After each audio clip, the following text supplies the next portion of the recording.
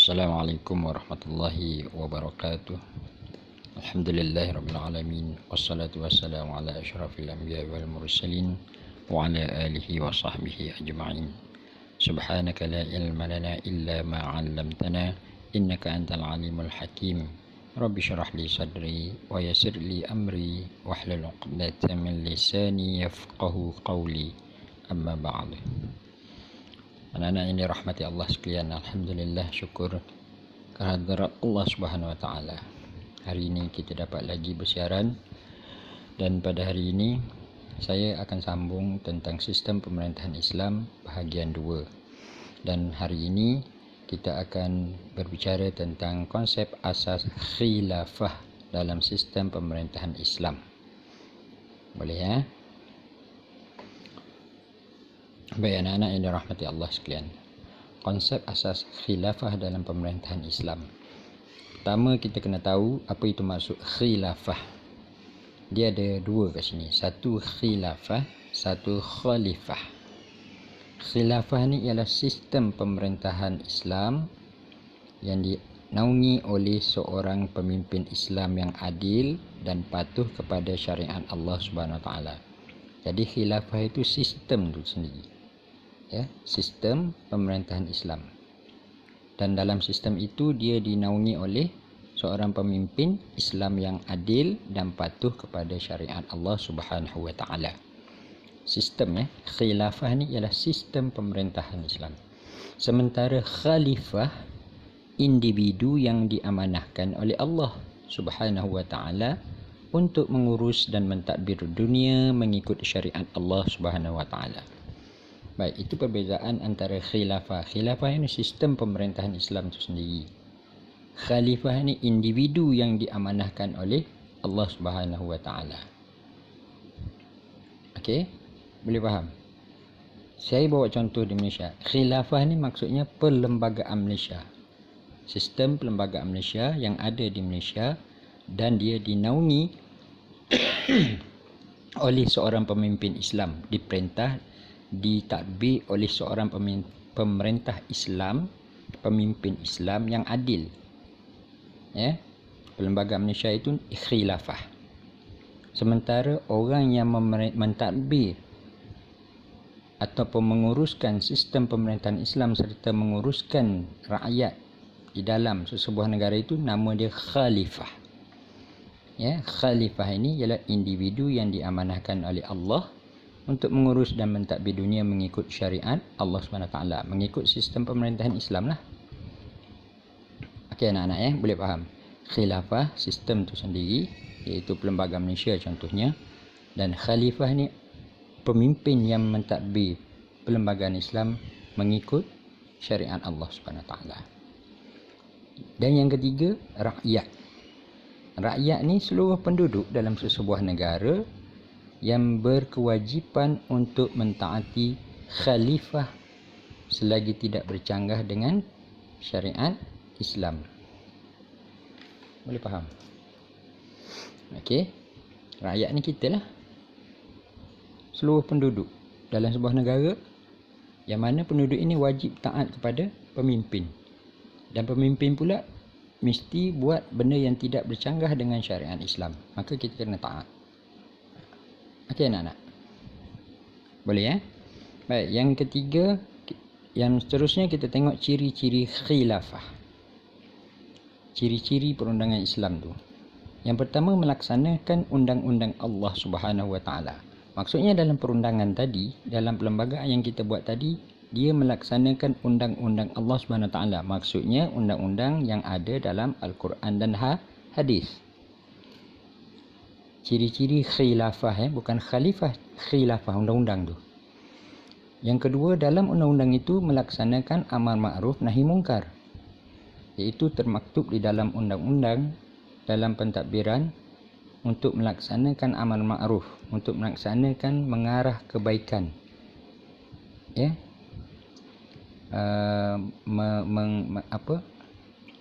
Menyuruh manusia, penduduk, rakyat membuat kebaikan, dan nahi mungkar, dan menghalang kemungkaran. Boleh faham? Dalam undang-undang tadi ada termaktub bagaimana nak melaksanakan amal ma'ruf, iaitu mengajak ke arah kebaikan, dan nahi mungkar, iaitu mencegah daripada kemungkaran. Baik, yang ketiga ciri khilafah, menegakkan keadilan. Ya, menegakkan keadilan dengan undang-undang yang sedia ada di dalam perundangan itu sendiri.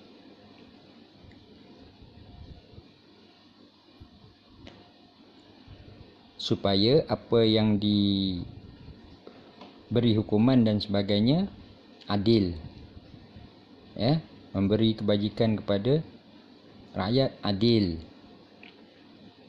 Ada termaktub dalam khilafah tadi, dalam undang-undang, dalam perlembagaan. Yang keempat, mewujudkan perpaduan dalam kalangan rakyat.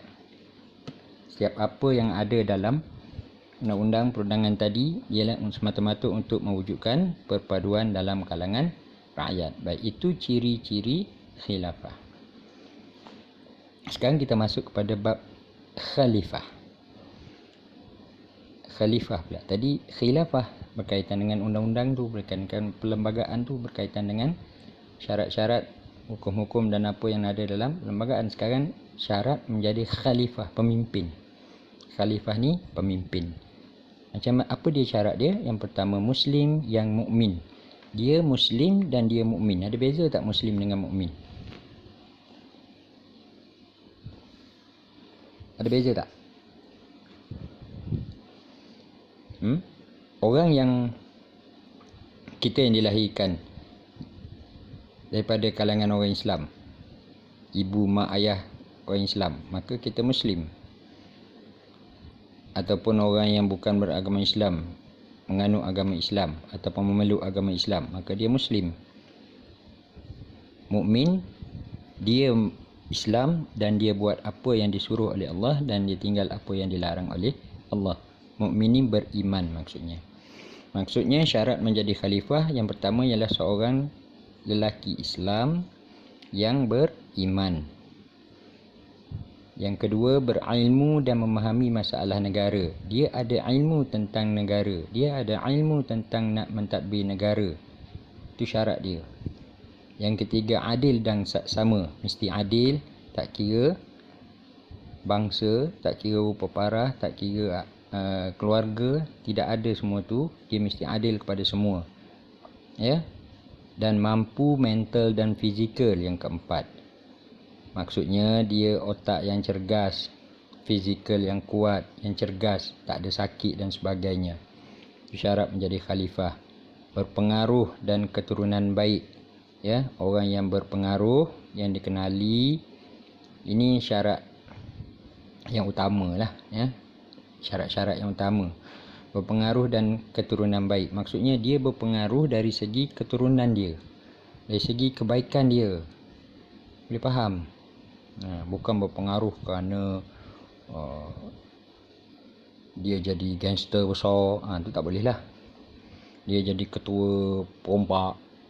Berpengaruh juga dia, tapi dalam benda yang tak baik. Ini nak berpengaruh dan keturunan dia adalah keturunan yang baik. Yang terakhir, berakhlak mulia dan berani. Berani dalam membuat sesuatu keputusan ke arah kebaikan dan sebagainya, dan dia adalah seorang yang berakhlak mulia. Ya, pemimpin mesti berakhlak mulia dan berani. Itu syarat menjadi khalifah. Apa pula ciri-ciri khalifah? Pertama, fizikal sihat dan sempurna. Ya. Lebih kurang juga dengan syarat tadi, tapi ini ciri. Ciri-ciri ni maksudnya seorang khalifah ni macam mana? Itu maksud dia. Fizikal, sihat dan sempurna. Pengetahuan yang luas, mempunyai keyakinan diri, mengetahui matlamat organisasi. Ya, dia jadi pemimpin dalam sesebuah organisasi, maka dia kena tahulah ke mana dia nak bawa organisasi dia ni. Nak masuk longkang ke nak maju? Itu maksud dia. Nak menghancurkan ke ataupun nak menaikkan organisasi dia. Dia kena tahu matlamat tu. Ini ciri seorang khalifah yang baik. Memiliki semangat yang kuat, cekap membuat keputusan, bersifat rasional. Bersifat rasional ni tahu, bersifat yang terbuka. Rasional ni dia nak buat sesuatu benda tu betul dengan apa yang dia orang apa yang mereka fikirkan. Rasional. Lawan dia atau rasional ni ataupun relevant. Lawan dia tak relevan lah. Yang ke-8 bersikap adil. Yang ke-9 menguasai teknik berkomunikasi. Teknik berkomunikasi. Dia tahu cara nak PRO dengan orang bawah, PRO dengan menteri-menteri, orang-orang atasan dia juga. Orang-orang yang sama taraf dengan dia, PRO dengan orang bawah. PRO singkatan dia. Faham? Dia boleh berkomunikasi, dia boleh bermuamalah kalau dalam Islam. Dengan semua orang, dengan semua peringkat, dengan semua bangsa. Dia boleh kuasai semua. Nombor 10, mampu bertindak sebagai penasihat. Mampu dia bertindak sebagai penasihat. Ada masalah apa-apa dia boleh mengutarakan nasihat. Okey anak-anak.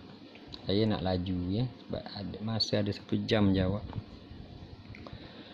Yang seterusnya, tanggungjawab khalifah. Apa tanggungjawab khalifah? Apabila dia dilantik menjadi pemimpin, dia ada tanggungjawab. Seseorang yang dilantik menjadi pemimpin, dia ada tanggungjawab. Yang pertama, melaksanakan hukum syariat tanpa mengira masa dan tempat. Wajib dia melaksanakan hukum syariat. Tak kira lah di mana dia berada, tak kira lah bila, masa dan sebagainya. Dia wajib melaksanakan hukum syariat. Yang kedua, memelihara kesucian agama Islam. Dia kena jaga agama Islam dalam sesebuah negara yang dia tadbir, yang dia perintah. Tak boleh ada orang yang menghina Islam maka dia biarkan macam tu, tak boleh. Tanggungjawab dia memelihara kesucian agama Islam. Jika ada orang yang mempersendakan agama Islam, ada agama lain, kaum lain yang mempersendakan, pemimpin atau khalifah yang dilantik mesti memelihara. Mesti kena pandai untuk menyelesaikan masalah tu supaya agama Islam terpelihara. Yang ketiga, menegakkan kebenaran dan mencegah kemungkaran. Dia mesti ada sesuatu yang dia buat supaya orang bawahan dia yang telah dilantik akan buat sesuatu agar boleh menarik orang ke arah kebaikan dan boleh mencegah orang daripada melakukan kemungkaran. Mencegah rakyat melakukan kebaikan, menarik rakyat melakukan kebaikan, mencegah rakyat daripada melakukan kemungkaran. Itu tanggungjawab dia, tanggungjawab khalifah. Memelihara kedaulatan negara daripada dijajah.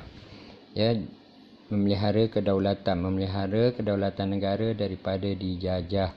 Maksudnya dari segi apa? Dijajah dari segi pemikiran, dijajah dari segi menguasai sesebuah negara, dijajah dari segi peperangan. Jadi seorang pemimpin dia kena jaga. Dia kena ada yang dia dah lantik. Contohnya di Malaysia ada tentera, ada polis dan sebagainya. Itu semua nak mencegah untuk memelihara kedaulatan negara. Kalau dia seorang buat tak boleh. Tak larat seorang pemimpin untuk menguruskan semua benda kecuali dibuat oleh mereka-mereka yang telah dilantik untuk bertanggungjawab dalam sesuatu bidang. Polis, tentera, custom dan sebagainya. Semua itu adalah orang yang bertanggungjawab untuk menjaga kedaulatan negara. Yang kelima, mengagihkan harta negara kepada yang berhak. Harta negara, harta yang diperolehi oleh negara diagihkan balik kepada rakyat yang berhak. Seperti sekarang kan kita dapat macam-macam bantuan dalam keadaan COVID sekarang.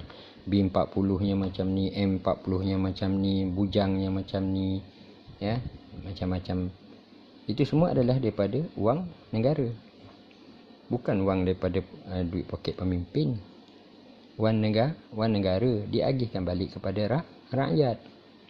Tetapi seorang pemimpin dan ahli-ahlinya mestilah pandai untuk menguruskan. Jangan sampai negara jadi bankrupt langsung, tak ada duit. Tak boleh, dia kena stabilkan, dia kena seimbangkan antara penggunaan kepada rakyat dan hak kepada rakyat. menjaga kebajikan rakyat. Ini dah mestilah. Sebab tu dalam sebuah negara, pemimpin yang dilantik, dia akan bina sekolah, dia akan arahkan bina hospital, dia akan arahkan bina jalan raya yang baik. Itu semua adalah menjaga kebajikan rakyat. Dia akan membantu rakyat yang miskin. Ya, kalau bahagian agama pula, dia akan keluarkan zakat yang dipungut kepada mereka-mereka yang asnaf yang layak. Baik, itu tanggungjawab khalifah. Baik anak-anak yang dirahmati Allah sekalian, apa pula tanggungjawab rakyat? Tanggungjawab kita. Ya, yang pertama memberikan taat setia kepada khalifah. Kita kena taat kepada pemimpin. Selagi mana pemimpin itu tidak mengarah kepada kemungkaran ataupun tidak mengarah kepada perkara yang boleh melanggar syariat Islam. Selagi mana dia betul, adil dan sebagainya, kita wajib taat. Ati'ullah wa ati'ur rasul wa ulil amri minkum. Taatlah kepada Allah, taatlah kepada Rasul dan juga pemerintah di kalangan kamu. Yang kedua, membantu membanteras kemungkaran. Kita juga kena sama-sama membantu menghalang, mencegah kemungkaran. Bukan kita serah bulat-bulat kepada pemimpin. Sebagai rakyat, kita harus membantu, wajib membantu membanteras kemungkaran. Ya. Yang ketiga, bekerjasama mempertahankan keselamatan negara. Ya, jika ada kita nampak ada anasi-anasi yang mencurigakan yang boleh merosakkan negara, maka kita kena buat aduan. Ya, kita tak boleh nak ambil tindakan sendiri, kita buat aduan. Itulah namanya berusaha bekerjasama mempertahankan keselamatan negara. Yang keempat, berusaha mendalami ilmu pengetahuan. Sebagai rakyat, kita kena wajib mencari ilmu untuk diri, untuk bangsa, untuk keluarga dan juga untuk negara kita. Itu tanggungjawab kita. Ya, mendalami ilmu. Sebab apa? Pemimpin bersilih ganti. Kalau bukan kita yang muda-muda, bukan anak-anak yang muda-muda ni, generasi muda, dia akan ganti generasi-generasi yang telah berhenti, bersara dan sebagainya. Jadi perlukan kepada ilmu untuk menjadi pemimpin. Menghormati kebebasan beragama. Sebagai rakyat, kita kena, dalam negara Malaysia ni contohnya berbagai kaum dan berbagai agama. Maka sebagai rakyat, kita saling menghormati kebebasan beragama. Kita tak boleh nak bergaduh dan sebagainya, kecuali sesuatu bangsa ataupun agama lain yang membuatkan sesuatu menjatuhkan kesucian agama, maka kita kena wajib pertahankan bersama dengan pemimpin. Ya, selagi mana hidup dalam keadaan yang baik, maka kita sama-sama hormati kebebasan beragama. Ya. Saya sambungkan sedikit. Contohnya orang yang selain daripada agama Islam, maksudnya kafir lah, ya.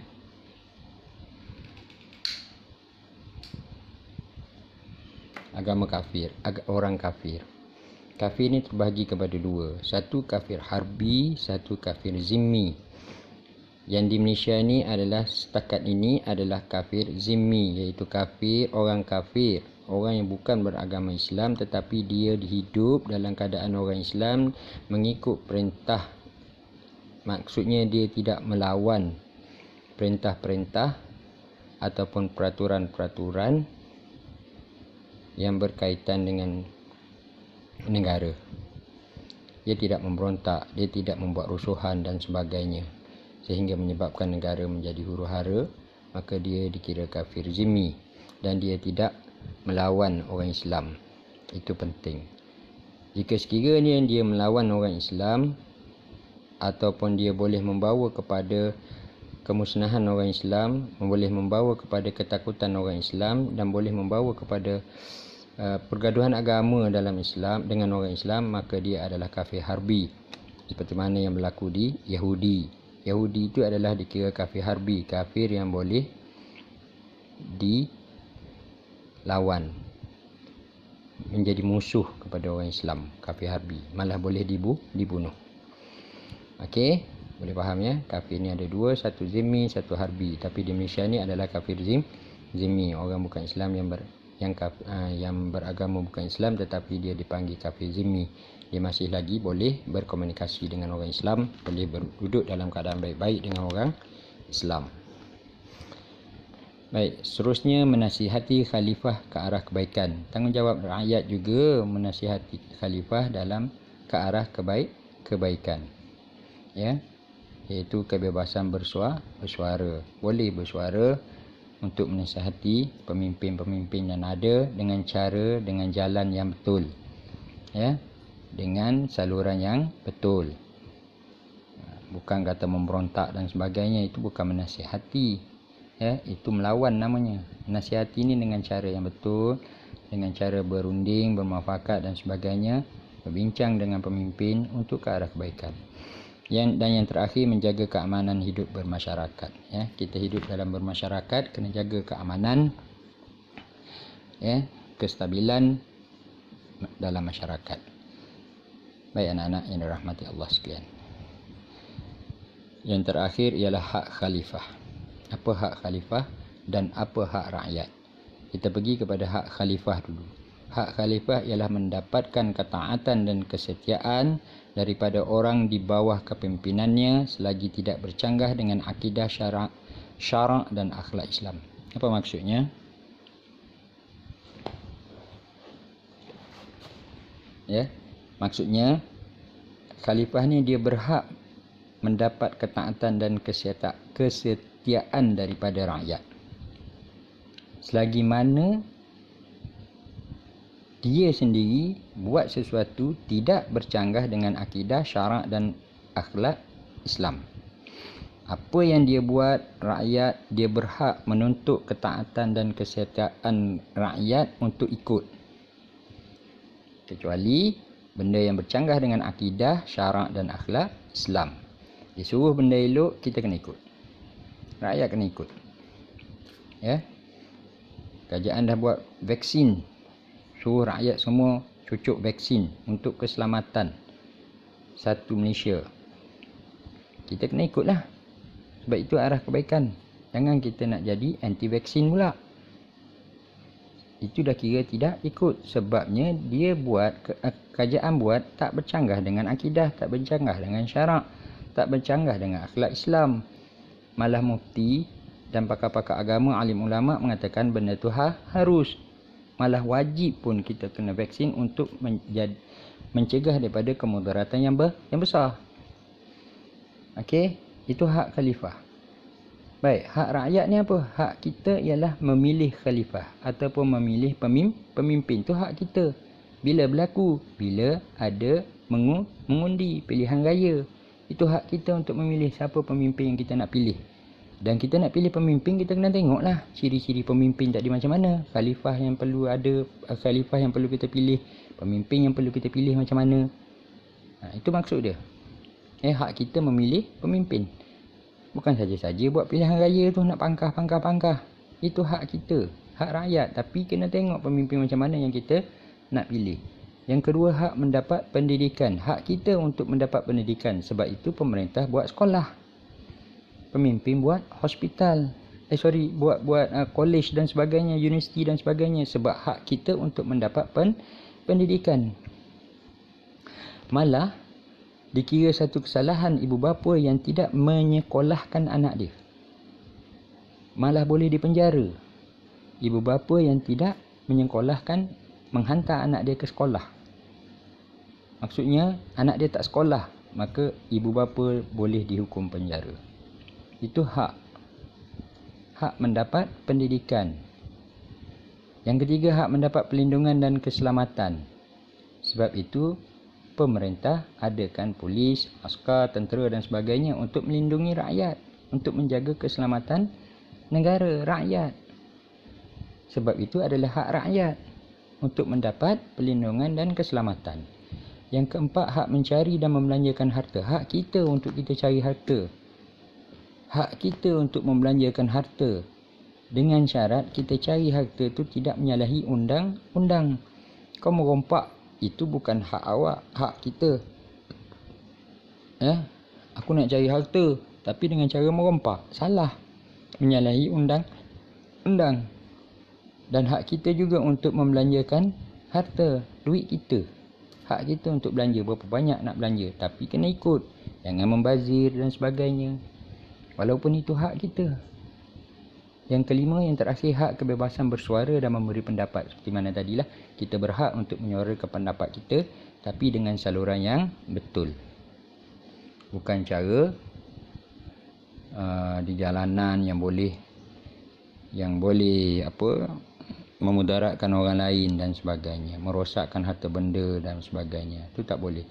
Bersuara boleh, di jalanan boleh, di tempat-tempat awam boleh bersuara, tapi jangan sampai merosakkan harta benda dan menjadikan huru-hara ataupun menjadikan orang lain takut dalam keadaan ketakutan. Itu tak boleh.